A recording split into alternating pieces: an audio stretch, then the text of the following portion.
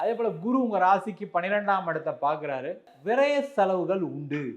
அந்த விரய செலவுகள் உண்டு அப்படின்னு சொல்லும்போது என்ன பண்ணணும்னா, ஒரு இடம் வாங்கிக்கிங்க, ஒரு வீடு வாங்கிக்கிங்க. சார் அவ்வளோலாம் காசு இருந்தால் நான் ஏன் சார் இப்படி இருக்கேன் அப்படின்னு யோசிக்கக்கூடியவர்கள் கண்டிப்பாக ஒரு வண்டியாவது வாங்கிக்கிங்க.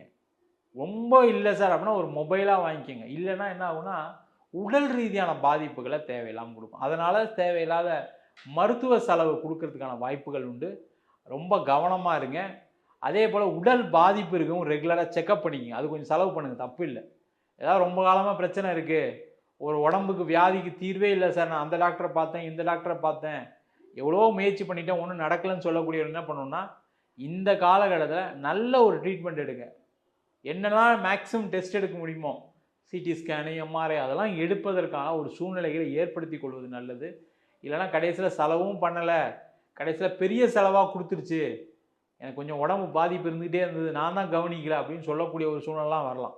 அதெல்லாம் அதில் கவனமாக இருக்கிறது நல்லது.